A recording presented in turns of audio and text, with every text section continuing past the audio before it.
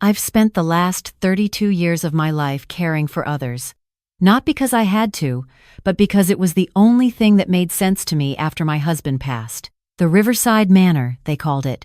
A senior living facility perched on the banks of the Willamette River in Portland, Oregon, where wealthy retirees came to spend their golden years in comfort. I worked there as a personal care assistant, helping residents with their daily routines, listening to their stories, making sure they never felt alone.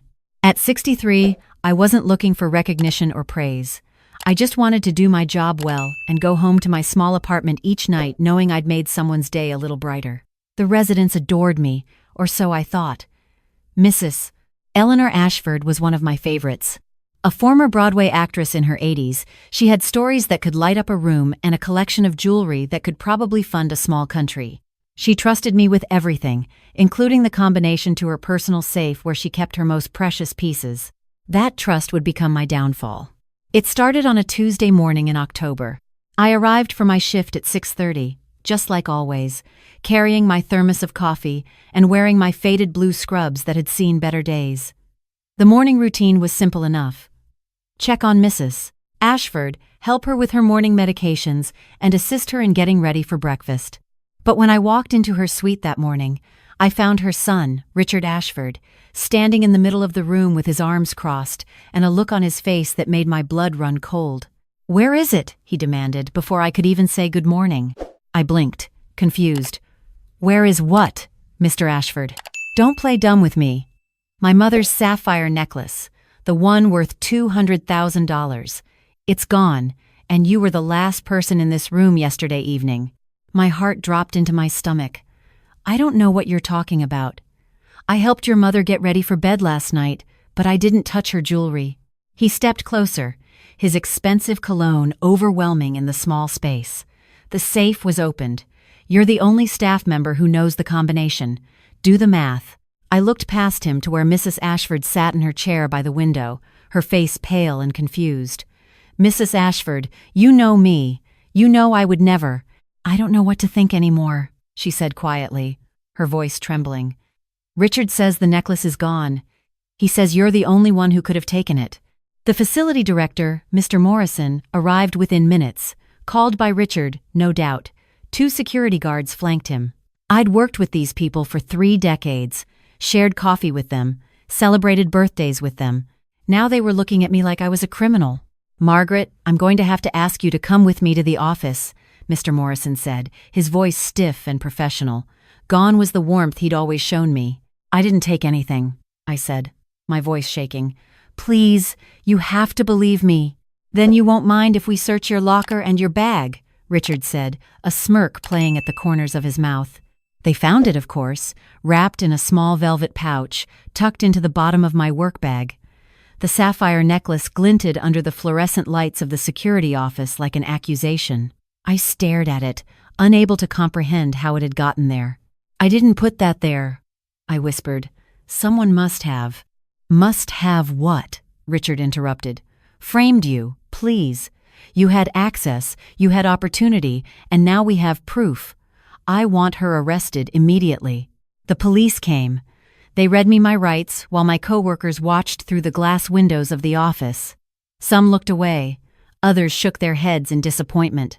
I was handcuffed like a common thief and led out through the main lobby where residents I'd cared for years gathered to watch. The humiliation burned through me like acid. "I trusted you," Mrs. Ashford called out as they led me past. "How could you do this to me?" I wanted to explain, to defend myself, but what could I say? The evidence was damning. The necklace had been in my bag. I had known the combination to the safe. To everyone watching, I was guilty. They took me to the county jail, processed me, photographed me, fingerprinted me, put me in a cell with women half my age who looked at me with mixture of curiosity and contempt.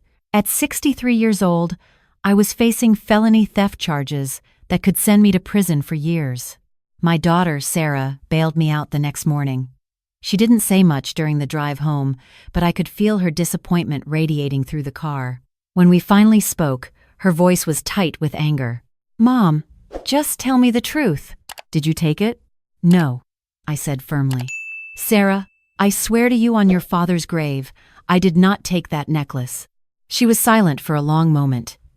Then, quietly, "Then how did it end up in your bag?" "I don't know. But someone put it there. Who would do that? Who would frame you?" I didn't have an answer. Not then. The story hit the local news that evening. Trusted caregiver accused of stealing from elderly client. They used my employee photo from the facility's website, the one where I was smiling and looked happy. Now that smile looked sinister, guilty. My phone rang constantly. Reporters, former coworkers, people from church. Everyone wanted to know if it was true. I stopped answering. My court-appointed lawyer was a young woman named Jennifer Park, who looked like she'd just graduated law school yesterday. She sat across from me in a small conference room at the courthouse and laid out my options with brutal honesty. "The evidence against you is substantial," she said. "The necklace was found in your possession. You had access to the safe. The facility has documentation showing you were alone with Mrs. Ashford the evening the necklace went missing. The prosecutor is offering a plea deal. If you plead guilty, they'll recommend 2 years in prison and restitution of the full value of the necklace." "I didn't do it," I said, for what felt like the 1,000th time. "I believe you," Jennifer said, surprising me. "But belief doesn't win cases. Evidence does. And right now, we don't have any evidence that supports your innocence." "What about the security cameras?" I asked desperately. "The facility has cameras everywhere." They checked. The camera outside Mrs. Ashford's suite had been malfunctioning that day. Convenient, right? Too convenient. I felt a chill run down my spine. Someone planned this. Jennifer studied me for a moment. "If someone did frame you, we need to figure out who and why. Who would benefit from you being out of the picture?" I thought about it. About the relationships at Riverside Manor, the dynamics between staff and residents and their families. And then something occurred to me. Richard Ashford visited his mother more frequently in the last 6 months than he had in the previous 5 years combined, I said slowly. And every time he came, he asked her about her finances, about her investments, about her will. Jennifer leaned forward. "You think he's after her money? Mrs. Ashford is worth millions. She told me once that she was planning to leave most of it to various charities." Richard was furious when he found out. I overheard them arguing about it 2 weeks ago. "But how does framing you help him get his mother's money?" Mrs. Ashford trusted me completely. I helped her with everything, including her legal affairs. She was planning to meet with her lawyer next week to finalize her new will. If I'm out of the picture, if she thinks I betrayed her, she'd be vulnerable, confused, easier to manipulate. Jennifer's eyes widened. "We need to prove this. But how?" The answer came from an unexpected source. 2 weeks after my arrest, I received a phone call from a woman named Diana Cruz. She identified herself as a housekeeper at Riverside Manor, someone I'd known casually but never worked closely with. "Miss Margaret, I need to tell you something," she said, her voice hushed and nervous. "But I'm scared. I could lose my job." "What is it, Diana?" "I saw something. The night before they found the necklace in your bag. I was cleaning the administrative offices late, around 10 p.m. Mr. Ashford was there, which was weird because the offices are usually empty that late. He was in the security room, and I saw him do something to one of the computer monitors. I didn't think anything of it at the time, but now, my heart was racing. "Diana, would you be willing to testify to this?" There was a long pause. "I have 3 kids, Miss Margaret. I can't lose this job, but I also can't let you go to prison for something you didn't do." "Yes, I'll testify." Jennifer moved fast. She filed a motion to compel Riverside Manor to preserve all security footage from the entire week surrounding the theft, not just the footage from outside Mrs. Ashford's suite. She also subpoenaed Richard Ashford's financial records. What we found changed everything. Richard Ashford was drowning in debt. Gambling debts, specifically. He owed over $300,000 to various bookies and loan sharks. His credit cards were maxed out. His bank accounts were empty. He'd been borrowing money from his mother for months, and she'd finally cut him off. But the real bombshell came from the security footage. The camera outside Mrs. Ashford's suite might have been malfunctioning, but the cameras in the hallways, the parking lot, and the staff areas were all working perfectly.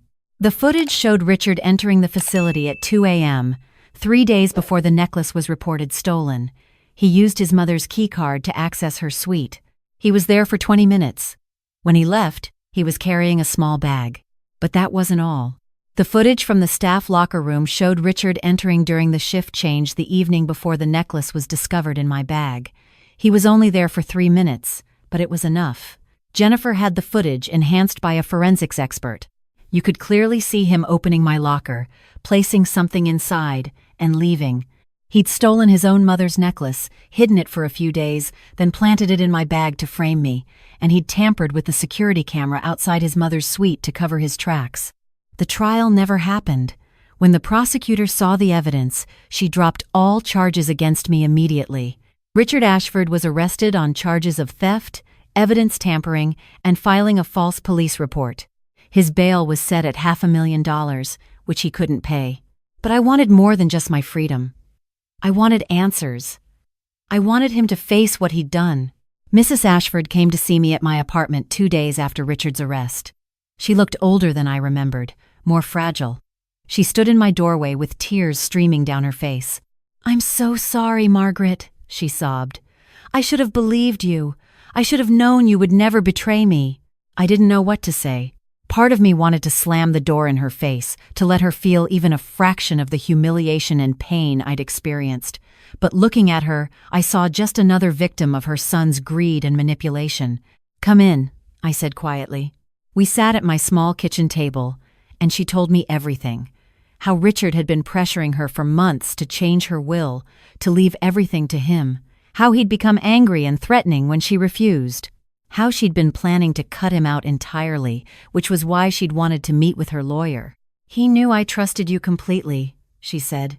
"He knew that if he could make me doubt you, I'd be vulnerable. I'd have no one else to turn to but him." "Did you change your will?" I asked. She nodded. "The day after you were arrested.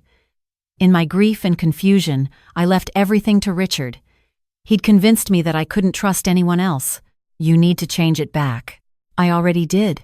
As soon as I learned the truth, I met with my lawyer. "Richard gets nothing, not a penny. Everything goes to the charities I originally intended, plus a new scholarship fund in your name for caregivers pursuing education in elder care." I felt tears welling up in my own eyes. "You didn't have to do that." "Yes, I did. You spent 3 decades caring for people like me with dignity and compassion. My son tried to destroy you for his own greed. This is the least I can do." The legal proceedings against Richard moved slowly, as they always do, but the evidence was overwhelming. Diana Cruz testified about seeing him in the security room.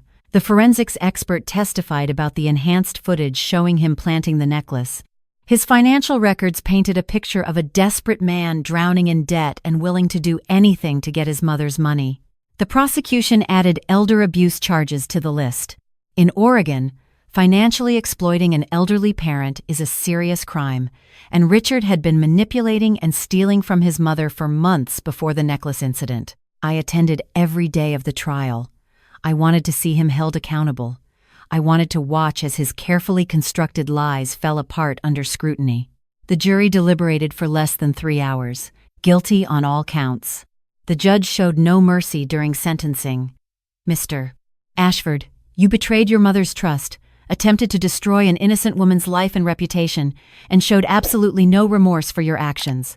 You targeted the most vulnerable people in our society, those who depend on caregivers like Miss Margaret Thompson, to help them navigate their final years with dignity. Your actions were calculated, cruel, and designed solely to enrich yourself at the expense of others." He was sentenced to 8 years in state prison, with no possibility of parole for at least 5 years. He would also be required to pay full restitution, including compensation for the damage done to my reputation and career. Riverside Manor offered me my job back with a formal apology and a significant raise. Mr. Morrison personally called to ask me to return, admitting that they'd failed me by not investigating more thoroughly before accepting Richard's accusations. I thought about it for a long time. Could I go back to those halls where I'd been let out in handcuffs? Could I face the residents who'd watched and judged me? In the end, I decided I could, because they needed me, and in a way, I needed them too. This work had always been my calling, my purpose. I wouldn't let Richard Ashford take that away from me. On my first day back, Mrs. Ashford was waiting in the lobby. She'd organized a welcome back gathering with residents and staff. There were flowers and apology cards and tears from people who doubted me. It wasn't enough to erase what had happened, but it was a start. "We missed you," Mrs. Ashford said, hugging me tightly. "I missed you." "I missed you too," I admitted. The residents gave me a standing ovation. Some of them could barely stand, but they tried. And in that moment, I realized something important.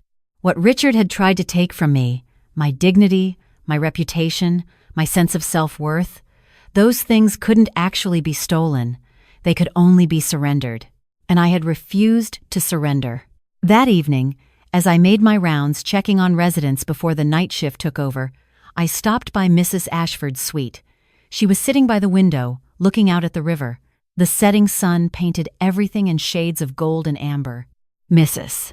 Ashford, can I ask you something?" "Of course, dear." "Why did you doubt me? Even for a moment? We'd known each other for years." She was quiet for a long time. Then she said, "Because he was my son. And I wanted to believe that my son couldn't be capable of something so terrible. It was easier to doubt you than to accept that I'd raised a monster." "He's not a monster," I said. "He's just a man who made terrible choices." "You're more forgiving than I am," she said with a sad smile. "I'll never forgive him for what he tried to do to you. Or to me." I didn't respond. Forgiveness was complicated. I wasn't sure I'd forgiven Richard either. Maybe I never would. But I'd survived him, and that was enough. In the months that followed, my story spread. Other caregivers reached out to share their own experiences of being falsely accused or taken advantage of by desperate family members seeking control of their elderly relatives' finances. It was more common than I'd ever imagined. Mrs. Ashford and I worked together to create a support network for caregivers facing false accusations. We lobbied for better protections and more thorough investigations before charges were filed. We wanted to make sure that what happened to me didn't happen to others. The scholarship fund Mrs. Ashford created has already helped 15 caregivers pursue advanced certifications in elder care. At the annual ceremony where we present the scholarships, I always tell the recipients the same thing. This work we do, caring for others in their most vulnerable moments, it's sacred. People will sometimes take advantage of that trust. They'll try to use it against you, but you can't let fear of that possibility stop you from doing good work. The world needs people like you. People like us. Richard Ashford is currently serving his sentence at the Oregon State Correctional Institution. I've heard through Mrs. Ashford that he's expressed remorse, though I don't know if it's genuine or just a bid for early parole. I don't think about him much anymore. What I think about instead is all the residents I care for every day, the trust they place in me, the stories they share, the lives I get to be a small part of as they navigate their final chapters. I think about Diana Cruz, the housekeeper who risked her job to tell the truth. She's still at Riverside Manor, and now we're close friends. She taught me that courage sometimes means speaking up even when you're afraid, even when you have everything to lose. I think about Jennifer Park, the young lawyer who believed me when she had no reason to. She's gone on to specialize in elder law, representing people who've been financially exploited by their own family members. We have lunch once a month, and she tells me about cases she's working on. I tell her about the residents at the manor, and I think about my own strength.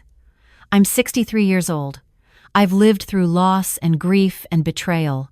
I've been handcuffed and humiliated and nearly sent to prison for a crime I didn't commit, but I'm still here, still working, still caring for others. Because in the end, that's what defines us, not the accusations thrown at us, not the doubts others have, not the hardships we face. What defines us is how we respond. What defines us is the love we give and the integrity we maintain, even when it would be easier to give up. Richard Ashford tried to destroy me to save himself. Instead, he destroyed himself and gave me an opportunity to become stronger than I ever knew I could be. That's not the ending he wanted. But it's the one he got. And I'm at peace with that. Justice, I've learned, isn't just about courtrooms and verdicts. It's about truth coming to light. It's about good people standing up for what's right. It's about refusing to let someone else's darkness extinguish your light. I still work at Riverside Manor. I still care for Mrs. Ashford, and every single day, I show up with my faded blue scrubs and my thermos of coffee, ready to make someone's day a little brighter. Because that's who I am. And no one can take that away from me. Not even a son desperate enough to betray his own mother and frame an innocent woman. Not even a system that was too quick to believe the worst about someone who'd spent 32 years proving herself trustworthy. Not even the whispers and doubts and judgments that followed me. I survived it all. And I'm still here. Still standing, still caring. That's my victory. That's my justice. And that's enough.